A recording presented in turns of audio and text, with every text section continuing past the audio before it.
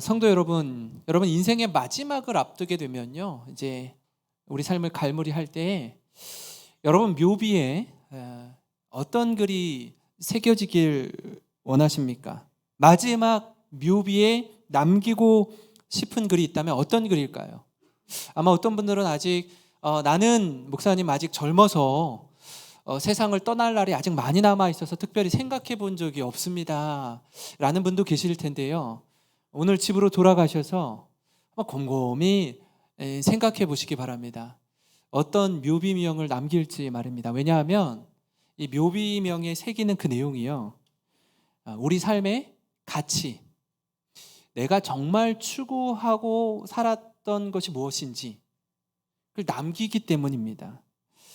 무엇을 남길 것인가, 어떤 사람으로 기억되기 원하는가, 거기에 우리의 가치와 정신이 담기게 됩니다.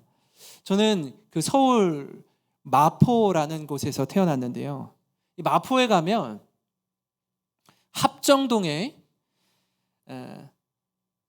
외국인 선교사 묘원이 있습니다.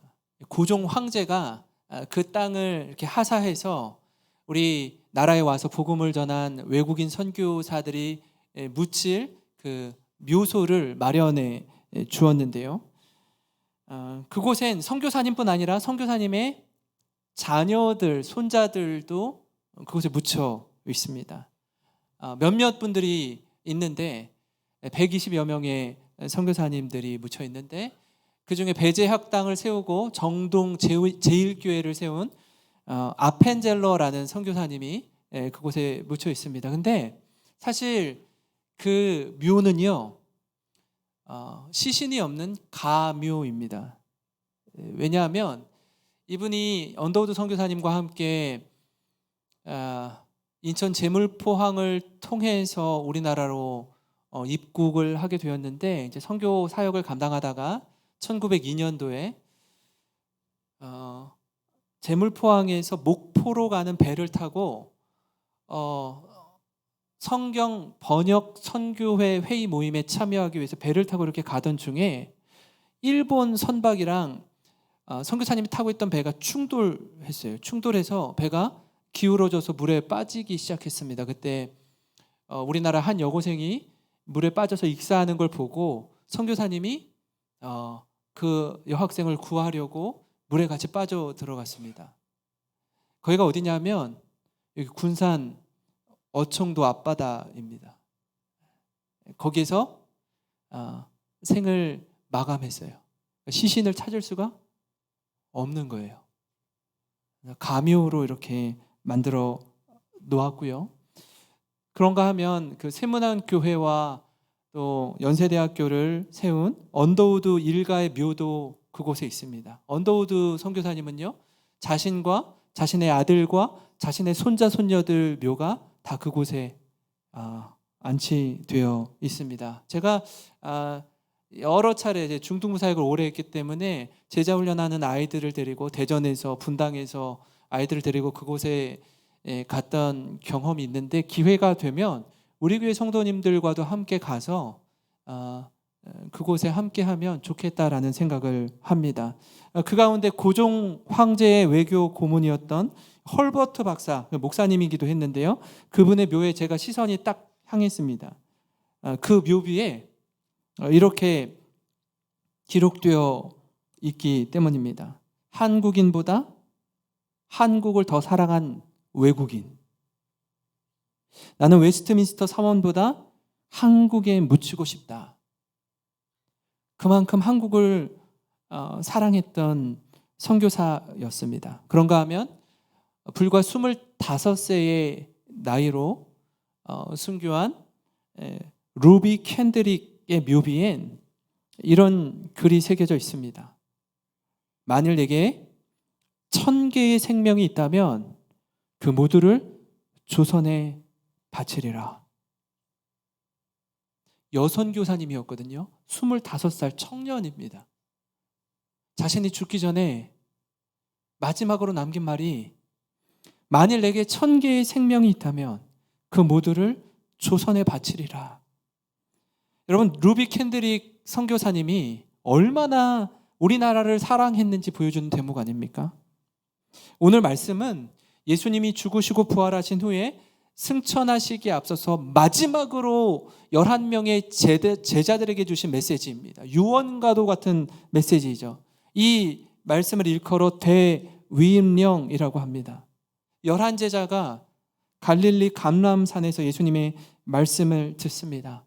마지막 메시지이기 때문에 우리가 꼭 붙들어야 할 사명, 또 우리가 어디에 가치를 두어야 하는지에 대한 말씀이기도 합니다. 이 예수님의 지상 명령을 중심으로 우리가 오늘 말씀을 함께 살펴보기를 원하는데요.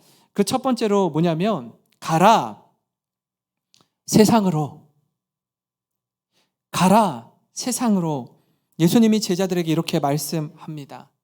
하늘과 땅의 모든 권세를 내게 주셨으니,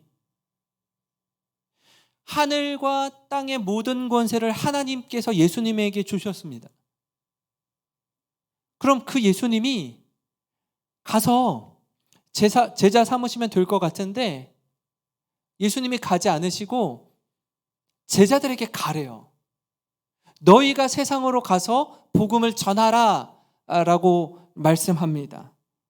오늘 말씀 18절 19절에 예수께서 나와 말씀하여 이르시되 하늘과 땅의 모든 권세를 내게 주셨으니 그러므로 너희는 가서 모든 민족을 제자로 삼아. 그러므로 너희가 가라는 거예요. 너희가. 왜 제자들 보고 가라고 할까요? 나와 함께 동고동락하면서 3년 동안 보고 듣고 배운 대로 가서 전하라는 겁니다. 뭘 들었는지, 뭘 보았는지, 뭘 배웠는지 가서 전하라는 거예요.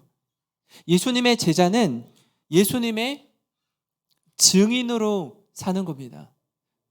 성도 여러분, 증인이라는 말은요, 일반적인 상황에서 쓰지 않는 표현입니다. 어디에서 쓰는 표현이냐면 법정에서 쓰는 표현이에요. 제가 법정에 한번 가본 적이 있습니다. 갔더니 증인을 세울 때 민사소송법, 형사소송법의 몇 조 몇 항에 이런 내용을 증인 서약을 하고 증언을 해야 되더라고요. 뭐라고 써 있냐면 양심에 따라 숨기거나 보탬이 없이 사실 그대로 말하고 만일 거짓말을 하면 위증의 벌을 받기로 맹세합니다. 거짓말 안 하겠다는 거예요. 보고 들은 대로 얘기하겠다는 거예요. 그럼 예수님의 제자는 어떤 사람인 거예요? 예수님으로부터 보고 듣고 배운 것을 있는 사실 그대로 말하는 사람입니다. 그게 증인의 삶이에요. 사도행전 1장 8절 9절을 보시면 오직 성령이 너희에게 임하시면 너희가 권능을 받고 예루살렘과 온 유대와 사마리아와 땅끝까지 이르러 내 증인이 되리라 하시니라. 이 말씀을 마치시고 그들이 보는데 올려져 가시니 구름이 그를 가리어 보이지 않게 하더라. 내 증인이 되라라고 말씀하십니다. 마지막 주신 말씀이에요. 그런데 그렇게 증인된 삶을 우리가 살아가야 할 사명이 있는데 잘 가려고 하지 않습니다. 자신이 없어요. 세상을 향해 나가는 게 너무 두렵습니다. 여러분 왜 그럴까요? 그 중심엔 내가 있기 때문입니다. 내가 이것도 하고 저것도 하고 내가 내 힘으로 이렇게 저렇게 해내고 내가 뭘 해야 하는데 나름 한다고 하는데 좀처럼 눈에 보이는 결과가 별로 없는 겁니다. 좀 결과가 분명히 나타나고 애쓴 만큼 수고를 누군가 알아주고 하면 좋겠는데 매주 아니 1년, 2년 나가서 복음을 전하고 전도를 하고 이렇게 저렇게 애를 써보는데 사람들이 주목할 만한 결과와 열매가 맺혀지질 않는 거예요. 그러다 보니까 하다가 지쳐서 포기합니다. 나는 도저히 못하겠다고. 나는 못하겠고 네가 가라 세상으로. 당신이 가세요, 세상으로. 이렇게 비효율적이고 눈에 드러나지 않고 사람들이 인정해주지 않는 사역은 못하겠다라는 거예요. 사랑하는 성도 여러분, 우리에게 자꾸 내가 뭘 한다라는 생각, 어떤 일의 결과에 내가 드러나려고 하는 마음, 이런 마음들을 좀 내려놓고 주님 닮은 제자의 삶을 살기 원합니다. 여러분, 제자들이 3년 동안 예수님 곁에서 보고 듣고 배운 대로 그분이 누구를 사랑하는지, 그분의 진심이 어디에 있는지, 그분이 어디에 가치를 두고 사셨는지를 묵상하면서 제자들이 그렇게 살았습니다. 우리도 그렇게 살아야 합니다. 예배를 통해, 말씀을 통해 기도하면서 예수님의 마음이 어디를 향해 있는지 보는 거예요. 예수님의 시선이 어디를 향하는지 묵상하면서 살아야 됩니다. 그런 예수님의 제자로 살아가는 저와 여러분이 되기를 주님의 이름으로 축원합니다.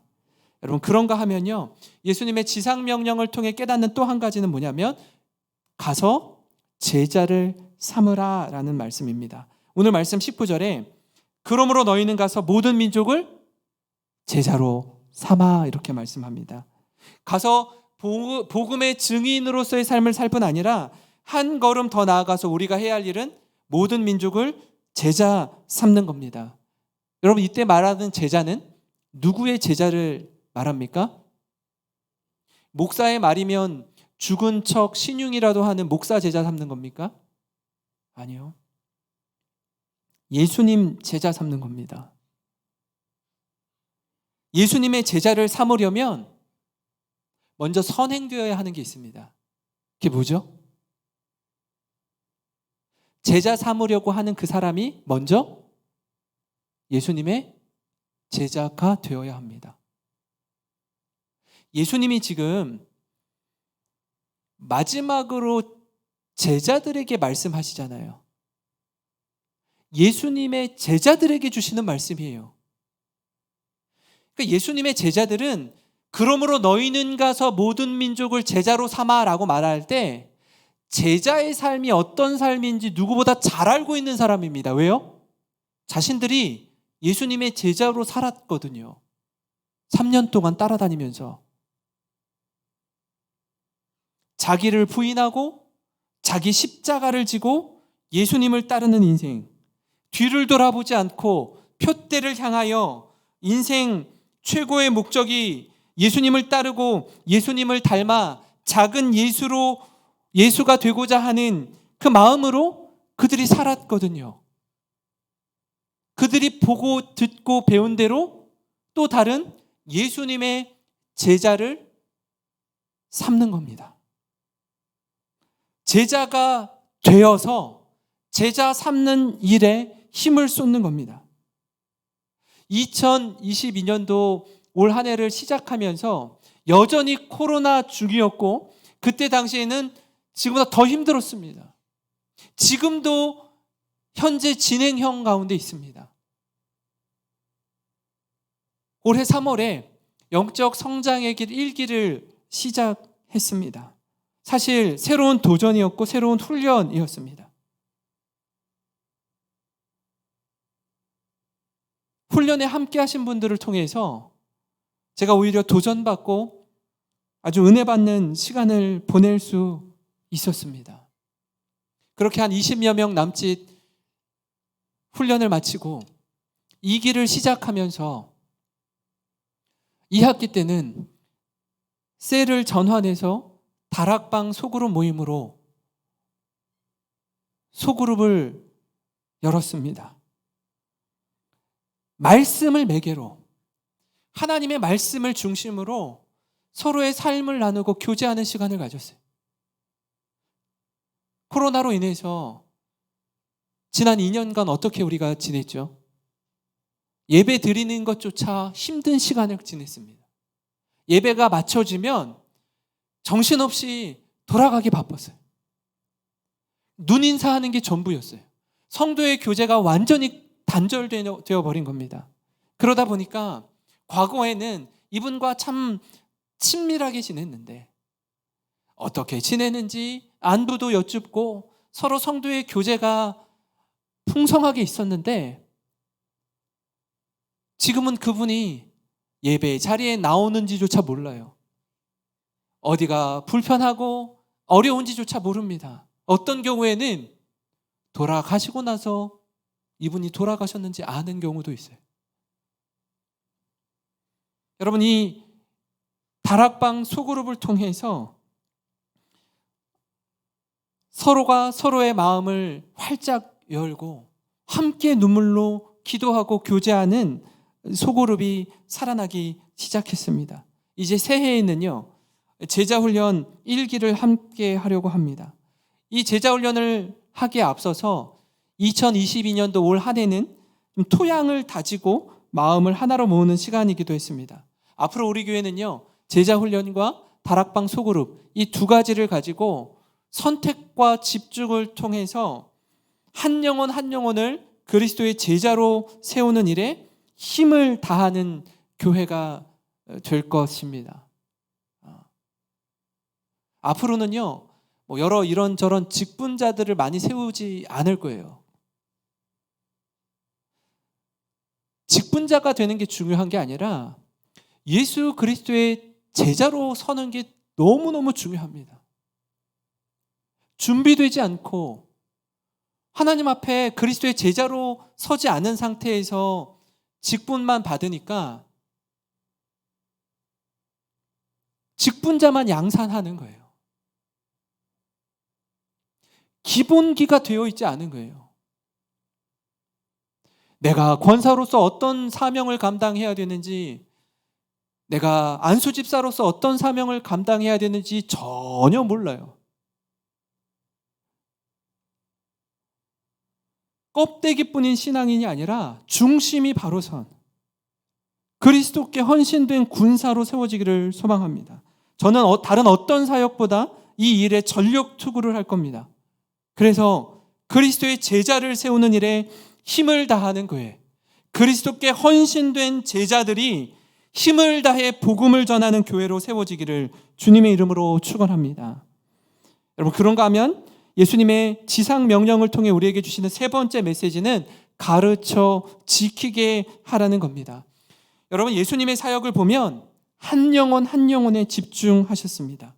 예수님을 따르는 수많은 무리들이 있었지만 3년간 동고동록한 소수의 헌신된 제자들이 있었습니다.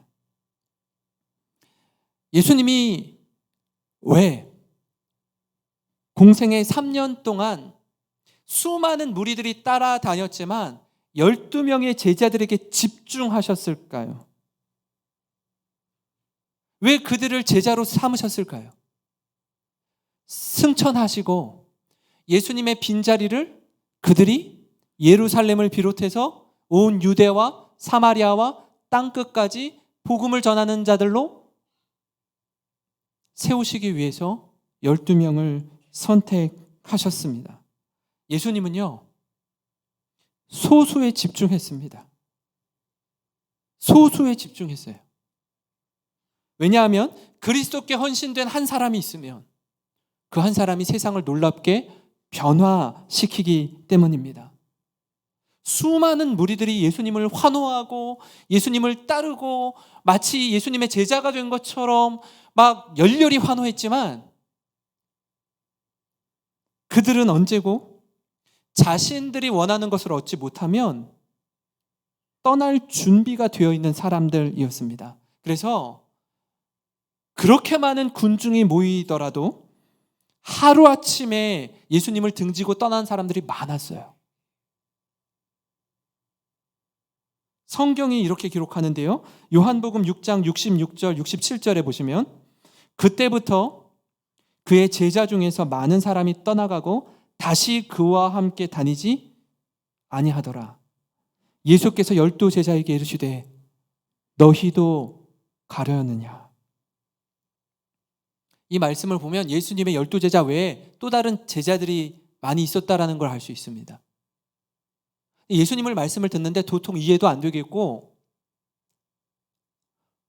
지금 이 로마의 압제로부터 우리를 자유케 하고 해방시켜서 예수님이 이 유대인의 왕이 되고 우리에게 어떤 좋은 보직 하나씩, 장관 자리 하나씩 앉혀주고 뭐 이렇게 리더십을 가지고 자신들을 이끌어가는 게 아니라 내가 이 땅에 온 이유, 내가 십자가를 져야 하는 이유, 내가 죽어야만 하는 이유, 이런 거 말씀하니까 마음에 들지 않는 거예요. 하나둘 다 떠나가기 시작합니다. 다시는 예수님과 함께하지 않았다라고 말해요. 그런데 12제자에게 뭐라고 하시죠? 예수님이 너희도 가려느냐?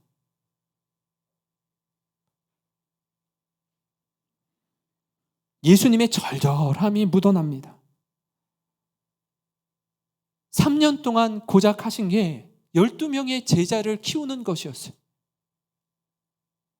게다가 그 중에 한 명은 심지어 예수님을 은30에 팔아 넘기지 않습니까?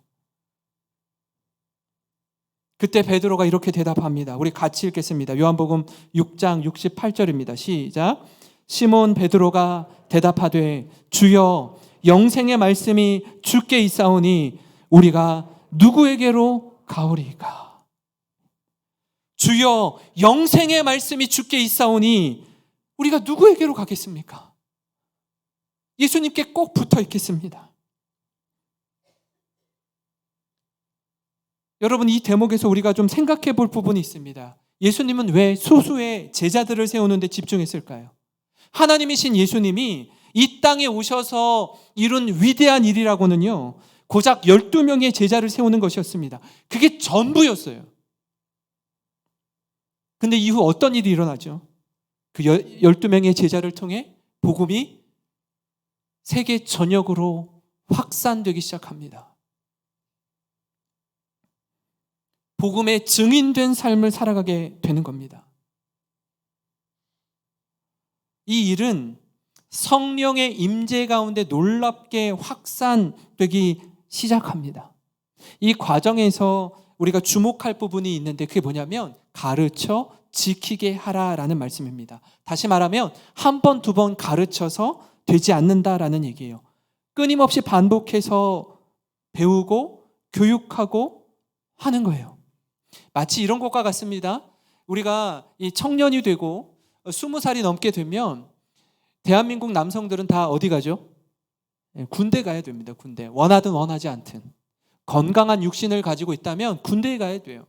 가면요, 이 첫날 밤 지나고 그 다음날 눈 뜰 때부터 시작해서요, 이 기상 나팔 소리 빰빰빰빰빰 그 소리가 딱 나면요 6시에 무조건 일어나야 됩니다. 저는 원래 아침잠이 많아요. 저는 밤 늦게까지 다른 일 하다가 그런 게 어디 있습니까? 무조건 벌떡 일어나야 돼요. 시간이 되면 아침, 점심, 저녁 아주 규칙적으로 식사를 해야 됩니다. 일과 시간에 열심히 일해야 됩니다. 군인으로 거듭나는 거예요. 원하든 원하지 않든. 강제성이 있죠. 힘듭니다. 곤욕스럽습니다. 근데 내 체질을 완전히 개선하기 위해서는 그런 훈련이 반복되어야지 가능한 거예요. 훈련이에요. 그러니까 연습이 아니라 훈련하는 겁니다. 세계 최고의 운동선수들이 가지고 있는 특징을 주목해서 살펴봤더니 저들은요, 세계 최고가 되었어도 그들이 훈련장에, 연습장에 가장 1번으로 나와서 가장 늦게 그 자리를 뜬다라고 해요.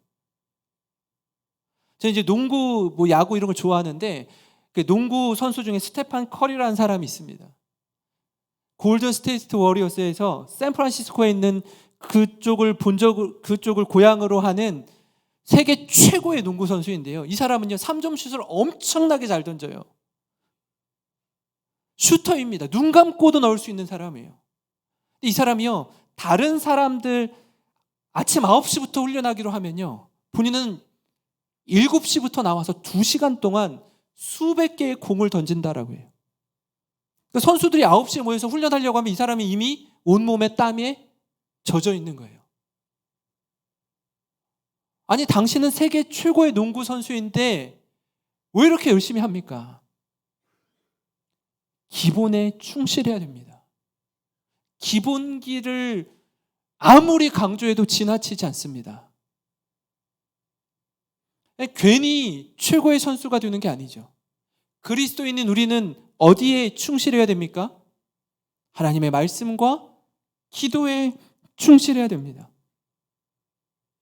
한 번, 두 번 하다가 포기하고 낙심하고 좌절하는 게 아니라 이 일에 우리가 힘을 쏟아야 합니다. 하나님의 말씀이 내 안에 살아 움직이고 말씀에 순종하는 것이 얼마나 내게 복이요 유익한 것인지 깨닫기까지 계속해서 가르치고 지키는 훈련을 하는 겁니다. 사랑하는 성도 여러분, 근데요, 이게요, 우리 마음처럼 그렇게 쉽게 되지 않습니다. 우리 힘만으로는 되지 않아요. 아무리 애를 써도 한계에 부딪힙니다. 예수님의 십자가 앞에서 모든 제자가 떠나는 모습을 우리가 보지 않습니까? 아무리 가르쳐도, 아무리 우리 스스로 대단한 확신을 가지고 있어도 인간의 한계, 인간의 연약함을 인정할 수밖에 없습니다. 그때 우리에게 주시는 한 가지 약속의 말씀이 있어요. 예수님의 이 마지막 약속이 새 힘을 얻게 하는데요. 그건 바로 내가 너희와 항상 함께 있으리라는 말씀입니다. 사실 예수님이 제자들에게 십자가에 대해서 말씀할 때 제자들이 뭐라고 하죠? 예수님, 절대로 우리가 예수님이 십자가를 지는 그 모습을 앉아서 바라보고 있지 않겠습니다. 어떻게 해서든지 막겠습니다. 예수님을 지키고 보호하겠습니다. 라고 말하죠.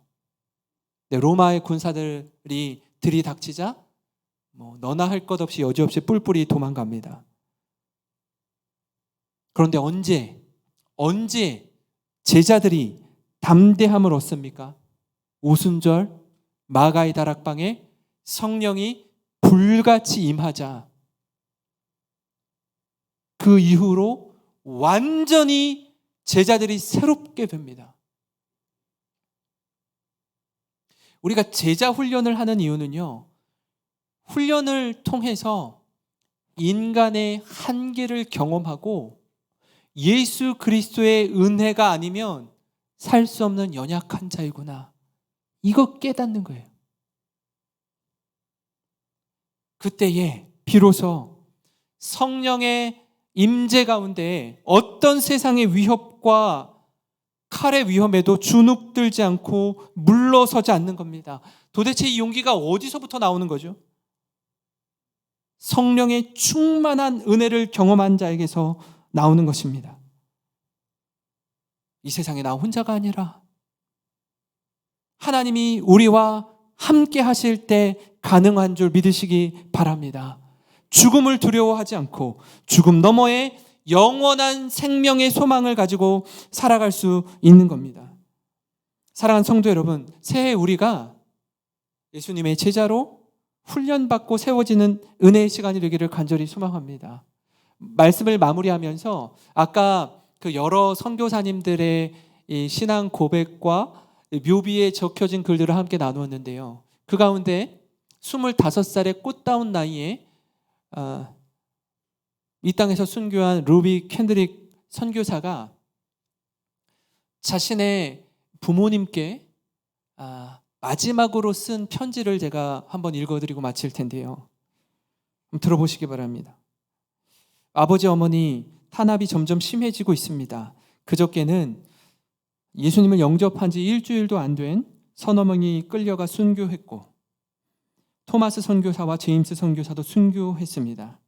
선교 본부에서 철수하라는 지시가 있었지만 대부분의 선교사들은 그들이 전도한 조선인들과 아직도 숨어서 예배를 드리고 있습니다.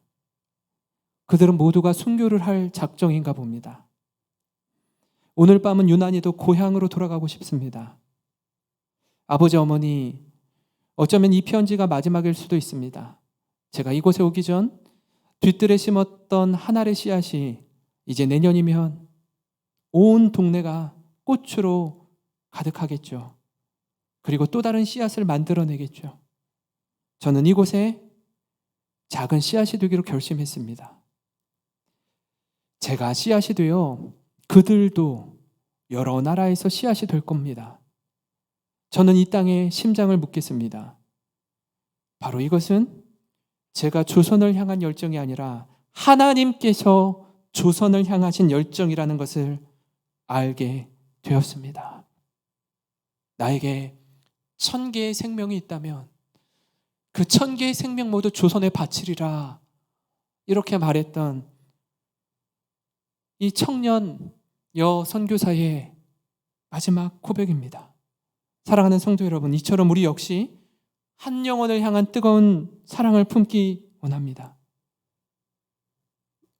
켄드릭 선교사를 한 알의 미랄 되게 하신 것처럼 우리도 역시 한 알의 미랄이 될 때에 우리 주변이 아름다운 꽃밭으로 바뀌게 될 줄 믿습니다. 이 일에 우리의 삶을 드리는 모든 성도 되시길 주님의 이름으로 축원합니다. 오늘 말씀을 기억하면서 우리 같이 찬양 드리기